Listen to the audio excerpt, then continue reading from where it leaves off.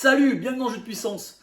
On va parler bien sûr de cette finale, la finale de la Stanley Cup entre deux équipes, une qu'on n'attendait pas du tout là, une qu'on pouvait attendre là, une qui était une des équipes favorites avant le début des playoffs. Donc on parle bien sûr de l'équipe surprise, les Panthers de la Floride, et de l'équipe qui était un outsider pour gagner, les Golden Knights de Vegas. Donc tout ça commencera par le match 1, ça va se dérouler dans la nuit du samedi au dimanche pour nous à 2h du matin. Ça sera au T-Mobile Arena, l'arena des Golden Knights de Vegas. Il faut s'attendre à vraiment un super show avant le match.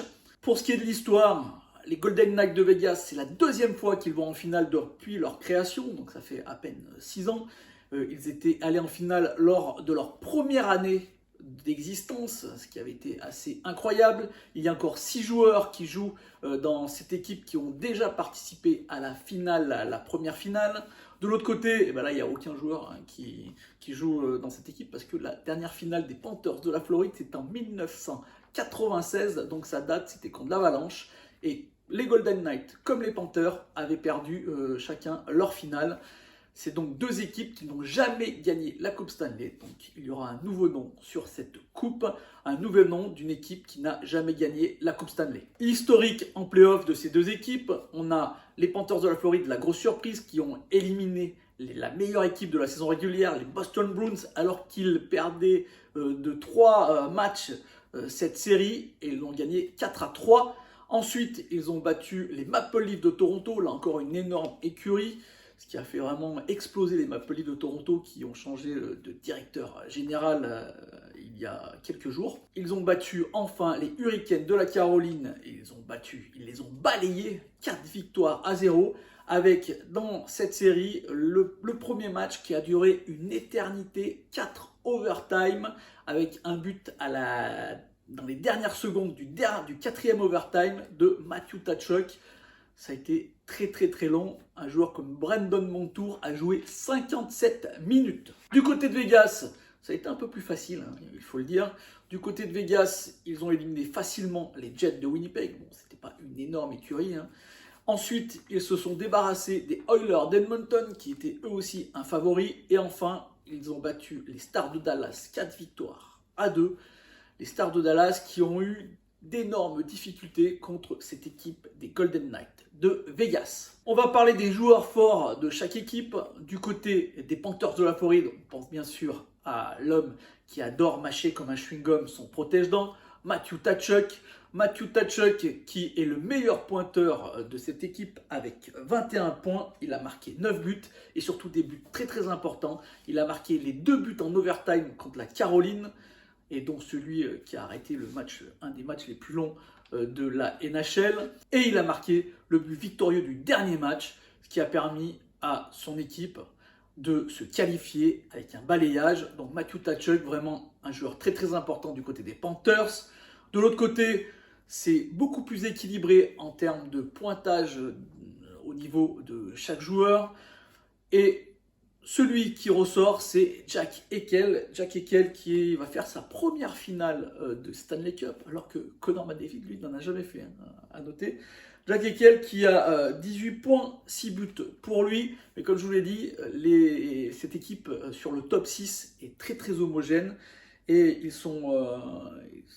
chaque joueur est très important. On a vu contre les Stars de Dallas, un Jonathan Marchessault ressortir. Et un joueur qui est clé dans cette équipe, un joueur que les médias mettent un peu plus en retrait, c'est William Karlsson. William Karlsson qui a le rôle de contrer le trio le plus important, de contrer le joueur majeur de l'équipe adverse.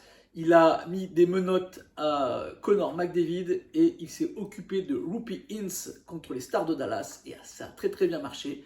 Et je pense qu'on le verra jouer contre Matthew Tkachuk lors de cette finale de Stanley Cup. On parle des gardiens très importants. On a du côté des Panthers de la Floride, Sergei Bobrovsky, qui lui aussi pourrait gagner le MVP de ces finales, le MVP de ces playoffs, parce qu'il a été déterminant pour son équipe. Il joue vraiment de façon exceptionnelle. Il est très fort en ce moment. On attendait de lui qu'il soit comme ça en saison régulière, il ne l'avait pas été, mais là en playoff, c'est vraiment une renaissance pour ce joueur. Pour le gardien russe, il est à 2,21 buts par match et 93,5% en pourcentage de sauvetage.